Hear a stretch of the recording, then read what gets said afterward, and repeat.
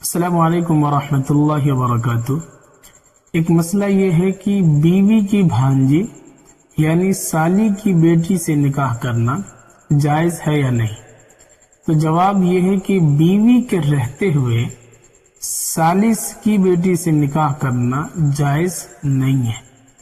اچھا، اس کی وجہ یہ ہے کہ قرآن پاک میں اللہ تبارک و تعالی نے جو ایک فہرست بیان کی ہے ان خواتین کی جن سے نکاح کرنا جائز نہیں ہے، اسی میں اللہ تبارک و تعالی نے فرمایا کہ وَأَن تَجْمَعُوا بَيْنَ الْأُخْتَيْنِ إِلَّا مَا قَدْ سَلَفَ، کہ دو بہنوں کو بیک وقت نکاح میں جمع کرنا جائز نہیں ہے۔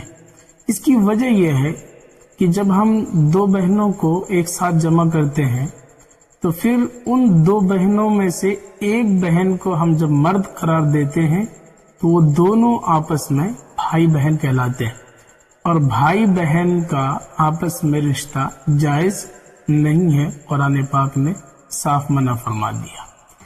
تو یہیں سے یہ اصول بنا کہ ہر ایسی دو عورتوں کو بیک وقت نکاح میں جمع کرنا حرام ہے کہ اگر ان دونوں میں سے کسی ایک کو مرد فرض کر لیا جائے تو پھر ان دونوں کا آپس میں رشتہ حرام ہو، یعنی رشتہ نہ ہو پائے۔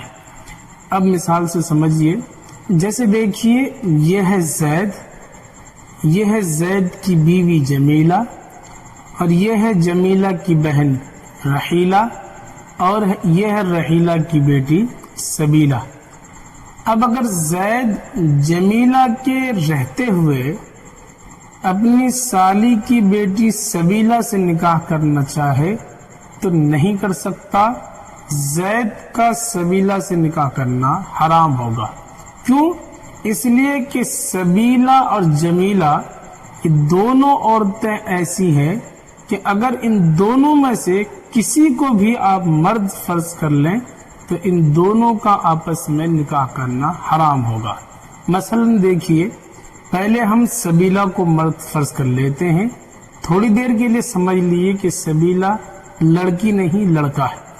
اب اگر سبیلہ لڑکا ہے تو جمیلہ خالہ تھی ہی، تو اب ان دونوں کا آپس میں نکاح کرنا حرام ہوگا، اس لیے کہ بھانجے کا خالہ سے یا کہیے کہ خالہ کا بھانجے سے نکاح کرنا لازم آئے گا، جو قرآن پاک میں حرام ہے۔